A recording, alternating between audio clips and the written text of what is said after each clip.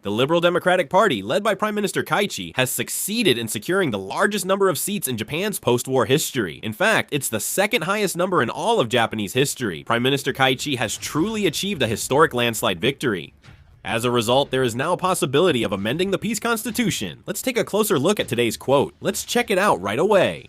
If over 5,000 people subscribe via this video, I'll reveal the secret ingredient at the February 14th fan meeting, I promise. On February 8th, Japan held an important election that resulted in a historic landslide victory. Let's review the results. The Liberal Democratic Party won 316 seats, Japan Innovation Party 36 seats, Centrist Reform Alliance 49 seats, Democratic Party for the People 28 seats, Participation Party 15 seats, Team Mirai 11 seats, Japanese Communist Party 4 seats, Reiwa Shinsengumi 1 seat, Tax Reduction, Japan, and Yukoku Alliance 1 seat, and Independence 4 seats. The Liberal Democratic Party won 316 of 465 seats, over 2/3 of the total. The Liberal Democratic Party has exceeded its 1986 record of 300 seats won under the Nakasun Yasuhiro administration. If you even add the seats of the Japan Innovation Party to the ruling coalition, they have secured 352 seats, which is 75.7% of the total seats. This is an overwhelmingly huge victory. This is the first time since World War II that one party has won over 2/3 of the seats. In 1942, the Imperial Rule Assistance Association held 81.8%. That was a unique political situation. Excluding such cases shows how historic Prime Minister Takaichi's victory is now. After losing the single-party majority in October 2024, Prime Minister Takaichi has regained over 75% of House seats in just 16 months, solidifying his administration. The Liberal Democratic Party's landslide win suggests Takaichi's political momentum will only grow. The reason for this is that if you hold more than 2/3 of the seats in the House of Representatives, you can pass bills through a revote even if they are rejected in the House of Councilors, where the opposition currently holds the majority.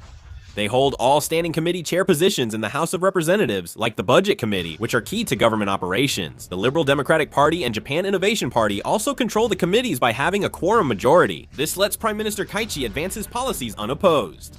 Policies Prime Minister Takaichi supports, like revising major security documents, easing arms export restrictions, and rethinking the 3 non-nuclear principles, are expected to gain momentum.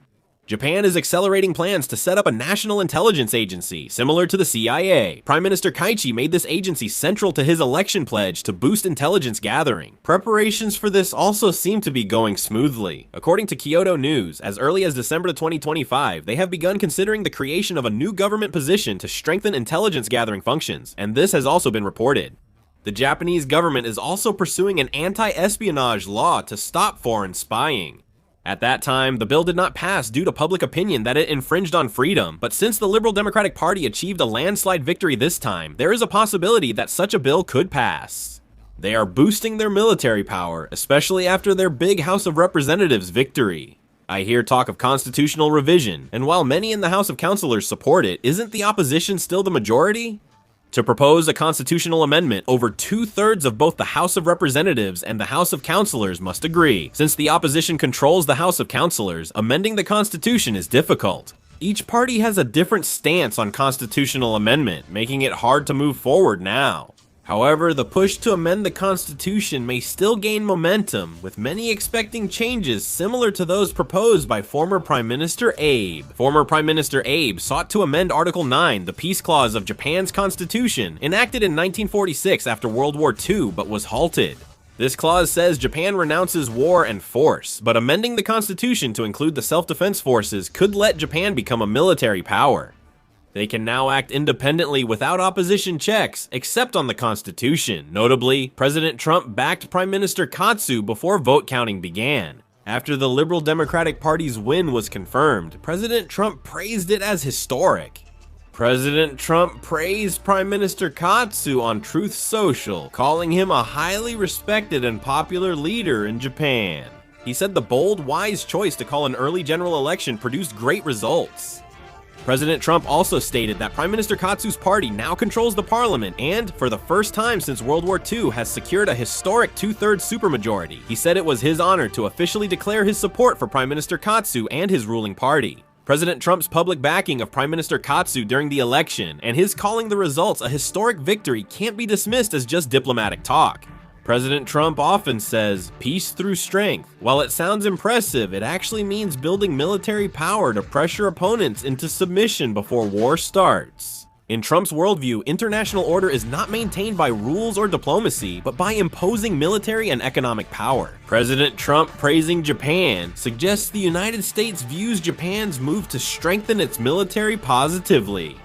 President Trump has insisted that allies cover their own defense costs since taking office. He pressured South Korea and Japan to pay more and questioned why the United States should remain the world's police. This trend clearly shows what image President Trump wants. Instead of the United States fighting wars directly, Japan would lead efforts to contain China and North Korea. With United States support, Trump finds Japan's limited military role under the peace constitution restrictive. If Japan revises its constitution to expand military authority, the United States could pressure China and Asia and lessen its own burden.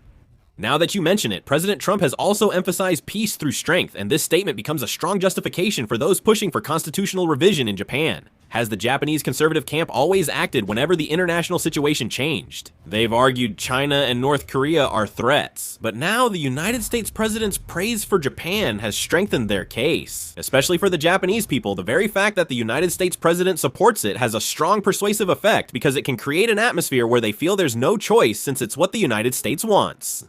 Even more concerning, this statement warns China that the United States and Japan can act together and signals to North Korea that Japan could take a frontline military role. The Japanese opposition is in crisis. The centrist Reform Alliance once had 167 seats. They lost 118 seats, falling to 49, less than a third of their original number. They lost badly in single-member districts, electing no one, and barely kept a few seats in proportional representation. The Japanese Communist Party got just 4 seats. A big drop, right? On the other hand, the right-wing party, known for its anti-immigration stance, the Sanseito, made significant gains with 15 seats before the general election. Sanseito only had 2 seats in the House of Representatives, but now they've increased that to 15. The emerging party, Team Mirai, also ran for the House of Representatives for the first time and managed to win 11 seats. It is expected that the power structure among the opposition parties will change significantly. Since the Liberal Democratic Party won a third of the House seats, security, not the economy, will gain momentum first. In particular, the key cards for a war-capable Japan, which Prime Minister Takaichi has persistently postponed until now, are now more likely to become a reality. Counterattack capabilities, especially enemy base strike abilities, are expected to be greatly strengthened. Japan's 2022 security documents effectively accept launching preemptive strikes if an opponent prepares an attack. The problem is that, although it's called counterattack capability, in reality, this is a turning point where Japan is shifting to an offensive military strategy. Japan will gain the ability to strike targets like North Korean missile bases and Chinese coastal radar bases, shifting from simple defense to offensive plans. Long-range missile deployment also appears imminent. Japan is working to acquire American-made Tomahawk missiles, and if the Liberal Democratic Party wins a strong majority, they'll likely boost orders. The Tomahawk's 1,600-kilometer range allows it to strike deep into the Chinese coast and Korean peninsula from Japan. If Japan also deploys large numbers of domestically produced long-range missiles, such as the improved Type 12 surface-to-ship missile, Japan will become a country equipped with long-range strike platforms. Also, Okinawa and the Nansei Islands could become fortresses. Japan is already increasing missile units in the Nansei Islands area, and there is a trend of expanding radar bases and ammunition storage facilities. If Prime Minister Takaichi gains more power, this process will become even more open.